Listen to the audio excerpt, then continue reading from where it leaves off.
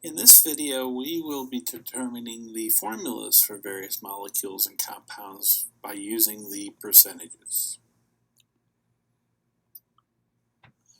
One of the most common ways to determine the percentage composition of an organic compound is to do a combustion elemental analysis.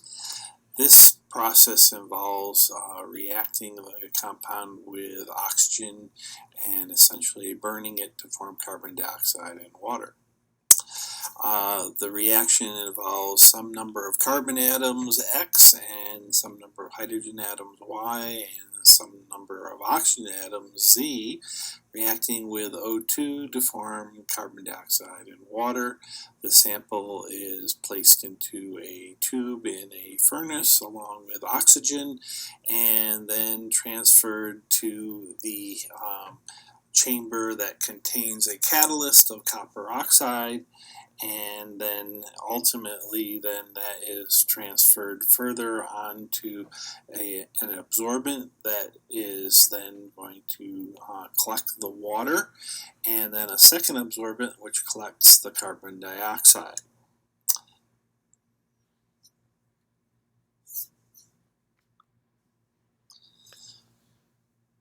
Once the water and carbon dioxide have been absorbed, we can then determine the mass of the water and carbon dioxide and by weighing it. And then from that, we can then determine the overall mass percentage by knowing the mass of the compound that we started with. Then, if we subtract those two percentages from 100, we can then come up with the percentage of the oxygen.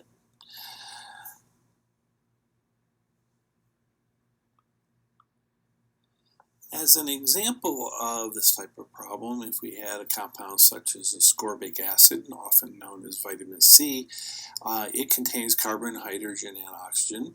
If we do the combustion of 3.87 milligrams of a sample, it would then give 5.80 milligrams of carbon dioxide and 1.58 milligrams of water. Then the question becomes, what is the percentage composition of the elements in this compound? So, if we start with the 5.80 milligrams of CO2 and convert that into grams by knowing that there are 1,000 milligrams in 1 gram, the milligrams will cancel. And then we can convert that into moles using the molar mass of carbon dioxide. The grams of carbon dioxide and cancel in this case. And then we know that for every 1 carbon dioxide molecule or mole of carbon dioxide, there would be 1 mole of carbon from the formula. The moles of carbon dioxide will cancel. At this point, then, we can convert this back into the mass of the carbon by using the atomic mass of carbon from the periodic table and cancel the moles of carbon. Ultimately, we can turn that back into milligrams using your conversion factor of 1,000 milligrams per gram. This gives a value, once you plugged it in your calculator, of 1.5829. We see that the first insignificant digit is less than 5, so the value in milligrams for carbon is 1.58. If we do something similar for the water, there's 1.58 milligrams of water from the question, and so convert that into grams. Convert to moles from the molar mass of water, and the mole ratio between the hydrogen atoms in the formula water to the water molecule itself is 2 hydrogens to 1 water. And then finally, using the atomic mass of hydrogen from the periodic table, and then back to milligrams.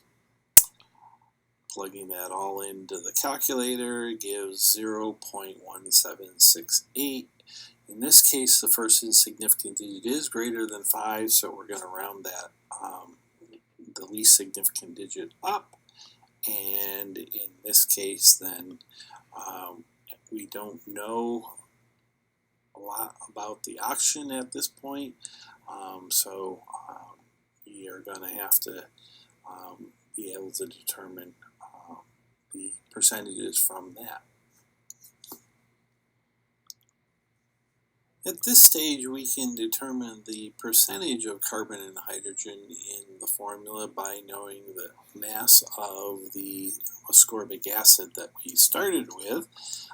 So we can then divide the mass of carbon that we calculated by the total mass of the sample and multiply by 100. This gives a percentage of 40.9 for carbon. We do something similar for the hydrogen, giving a percentage of 4.57% hydrogen. And now, at this stage, we could determine the percentage of oxygen by subtracting these two values from 100, and this gives 54.5% for oxygen. At this point, we need to be familiar with a couple of terms. The first is empirical formula.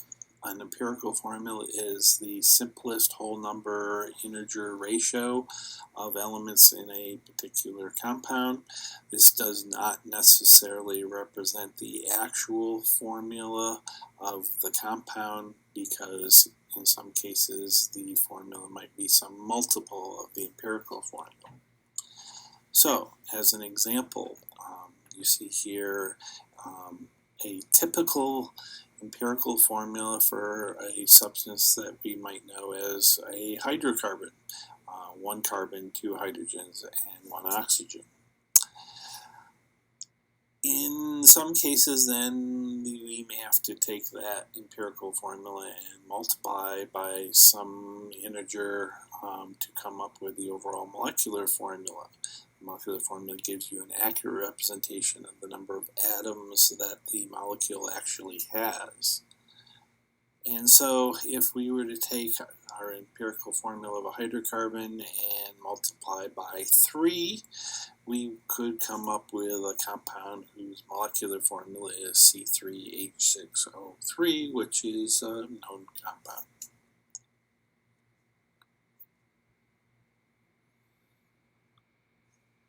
Shown here is a table of several compounds that all have an empirical formula of CH2O. The first example is formaldehyde, whose empirical formula and molecular formula turn out to be the same.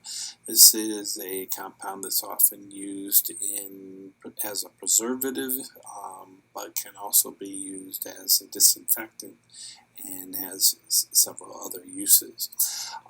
If we were to multiply this empirical formula by a factor of 2, we could come up with another compound which is known. This is acetic acid. This is the active ingredient in vinegar.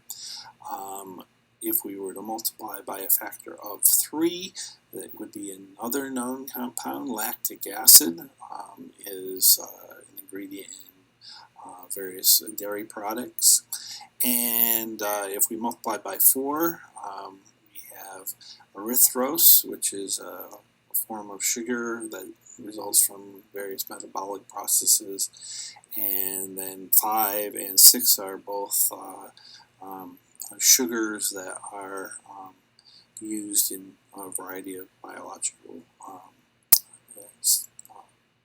processes. As an extension of the previous problem where we calculated the percentages of carbon, hydrogen, oxygen, and ascorbic acid, we now can ask an additional question, which is what is the empirical formula for ascorbic acid? And this can be done by making an assumption about the amount of sample that you have. Convenient assumption is assume you have 100 grams. In this particular case then, for each of these percentages, if you had a 100-gram sample, the percentages become the number of grams of each of the elements. So, subsequently, we can convert these into moles by dividing by the atomic mass for each of these elements. In the case of carbon, we look at the periodic table, and we see carbon is a little over 12. 40.9 divided by 12 is going to turn out to be 3.41 with 3 sig figs. The hydrogen, we divide by the atomic mass of hydrogen and get 4.53 moles of hydrogen.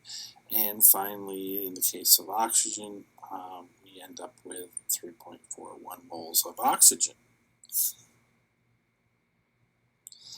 To determine the empirical formula for our ascorbic acid, we need to know a whole number ratio for the moles of each of the elements. So the easiest way to do that is to take each of the calculated moles and divide by the smallest value that you see here. So if we take each one of them and divide by 3.41, we end up with a whole number for both carbon and oxygen.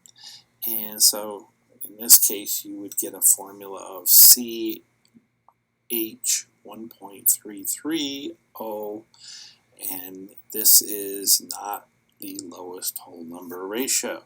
So to get the hydrogen to be a whole number, you need to recognize that the 0.33 in decimal form is actually a third in fraction form. And so that means that if we multiply all of these values by 3, we would end up with whole numbers. And so turns out that we can end up with an empirical formula of C3H4O3. Extending this a little bit further, once you know the empirical formula, you can then figure out what the molecular formula is by determining a ratio between the molar mass of the compound and the molar mass of the empirical formula. To do this, we first need to calculate an empirical formula mass. This could be done by taking and adding together all the atomic masses for the empirical formula. We then could take the molar mass for the molecule, if we know it, and divide by the empirical formula mass and come up with the multiplication factor. This multiplication factor then would give us the molecular formula. Continuing on with our ascorbic acid example, if we add an additional question, which is given that the molecular mass of this compound is 176 AMUs, what is the molecular formula? So at this stage, we know the empirical formula is C3H4O3.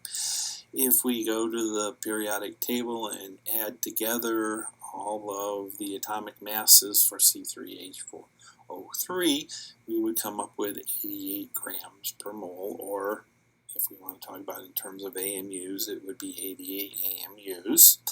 And so at this point, we take the molecular mass, which is 176 AMUs, and divide by the empirical formula mass, which is 88.